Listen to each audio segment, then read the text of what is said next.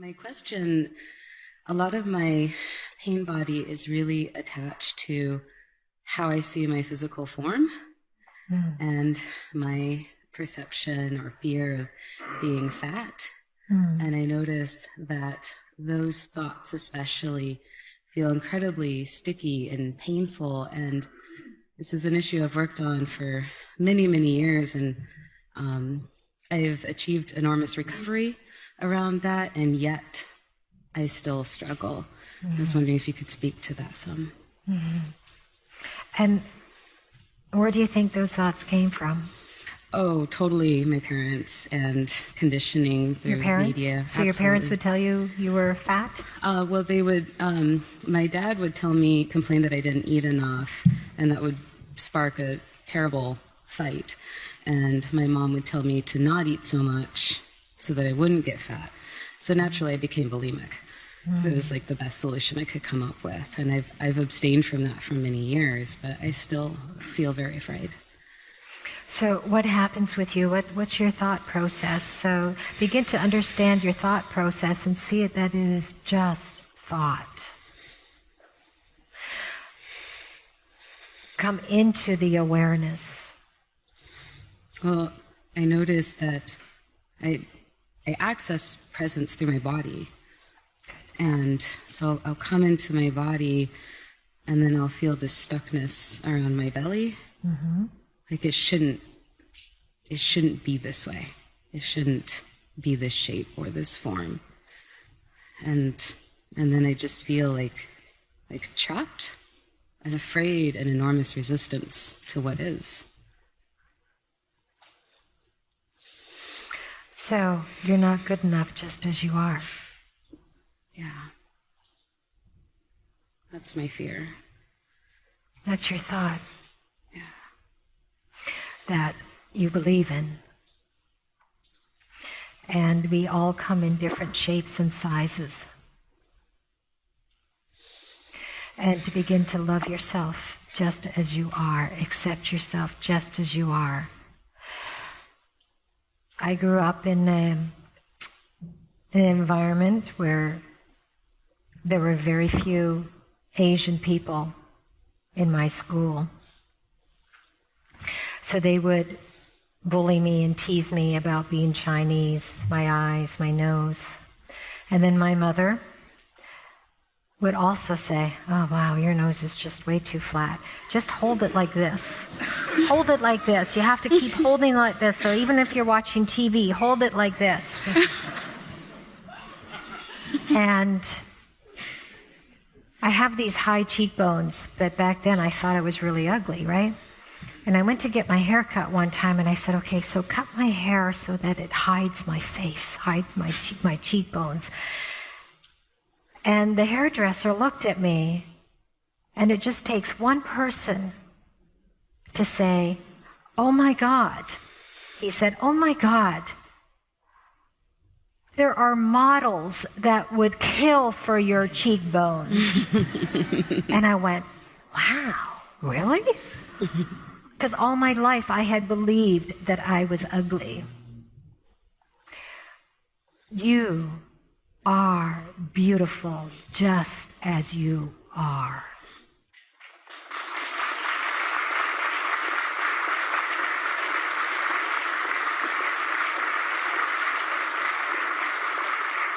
The light of consciousness is glowing through you right now.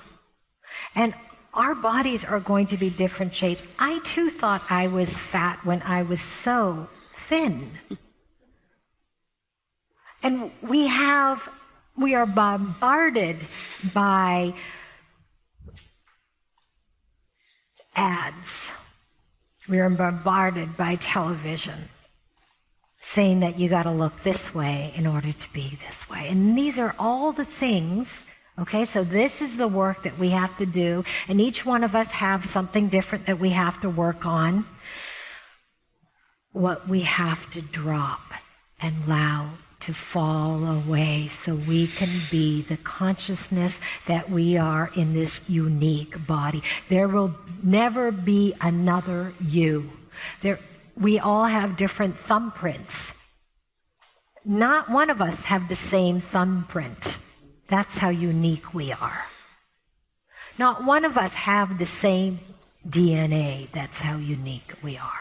So consciousness has chosen your form to come through you, and here you are, awakened consciousness in this form at this moment, which will change. So even if you achieved what we think is ideal, you will lose it. I mean, a lot of famous people, they try to preserve it. They get Botox, they get facelifts, and you see them on television. They're 70, 80 years old, and they look like as if they're 50 years old or 40. It's not real. And you get enough Botox, soon enough you might notice, not to, judge anyone who gets Botox or anything like that. But we will change. Our body changes. My body is not the same as it was 20 years ago. Your body will not be the same. So love this body just right now, and you are not fat. I know, but my body is changing. I'm approaching 40, and it's yeah, it's and different. It'll keep on changing. It will keep on changing, and that's what you can guarantee, that life changes, and we are life. There's a wonderful, if you can, maybe Google it after we leave the retreat. You can Google it, and it's this commercial. It was done in Europe, and it's a wonderful spiritual commercial, the best commercial I ever seen.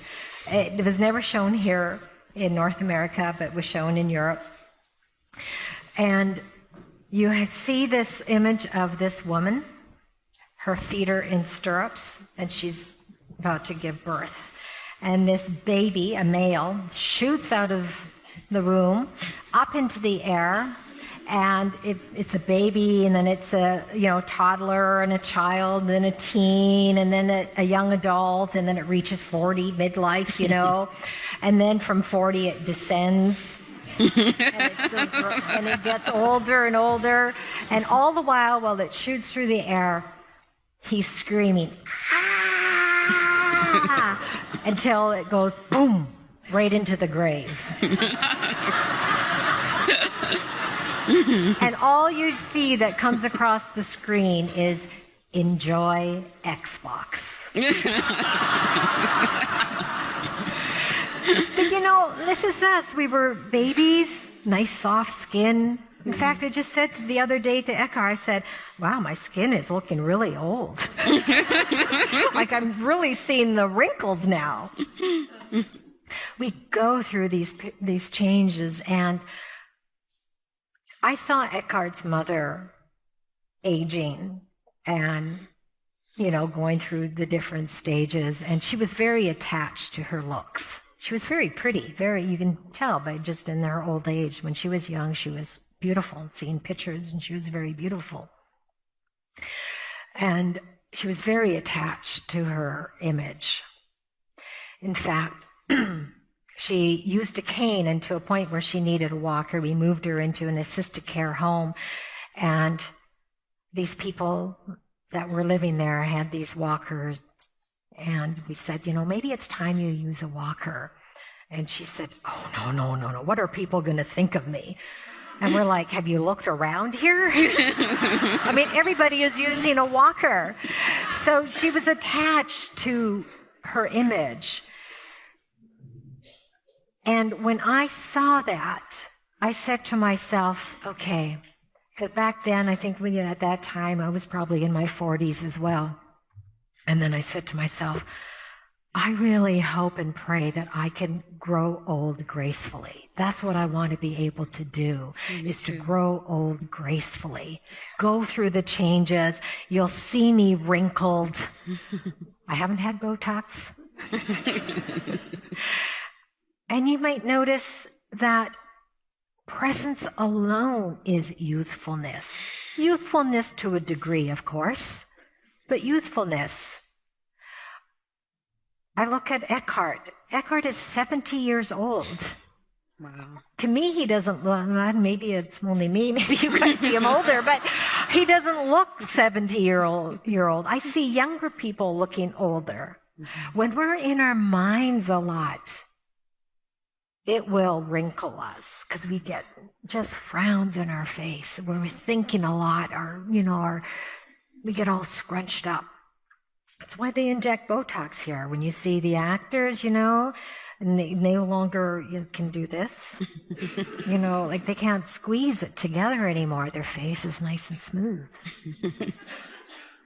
So that's our challenge. If we were to now let go of all that conditioning, all the false sense of identity that we have and we placed on ourselves and society has placed on us, our families have placed on us. This is what we're letting go of. None of us are free from it. We've all had it.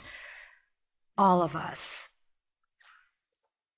I believe it was Virginia Satir who said 98% of the population, and this is a book that she wrote in the 70s, 98% of the population is dysfunctional. 98. So if there's 98% of the population dysfunctional, this is what we were raised with. So here we are, we're evolving consciousness and we're freeing ourselves from that conditioning, from those kinds of thoughts, from the negativity, from the judgments, from the labels, releasing ourselves from the roles. Roles are helpful, yes. Okay, there's certain roles that a mother plays. We feed our children. We don't go, I'm not a mother, so I'm not going to feed you.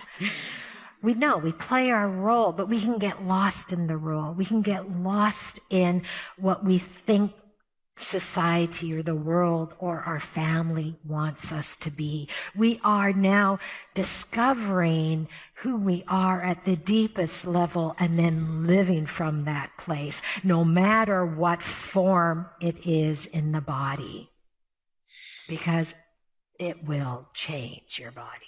It will keep on changing. Wonderful. We get to experience this. We get to experience, a sore hip.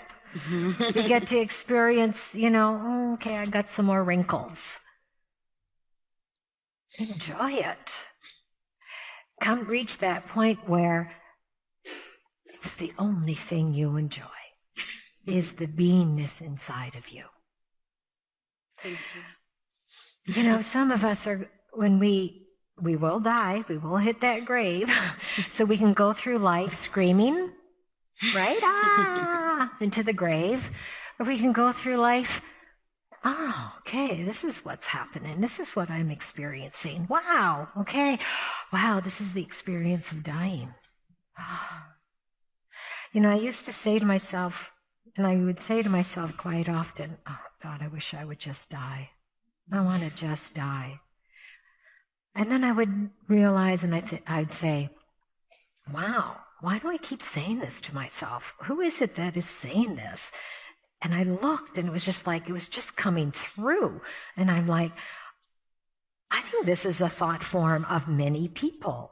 Mm-hmm. Many people. And then it came to me, all right, so what is it like to die? If my thought form is saying, I just want to die, okay, die. Just watching it, not actually taking action and doing something, but just watching it. And it was like, okay, I got it. I understand now.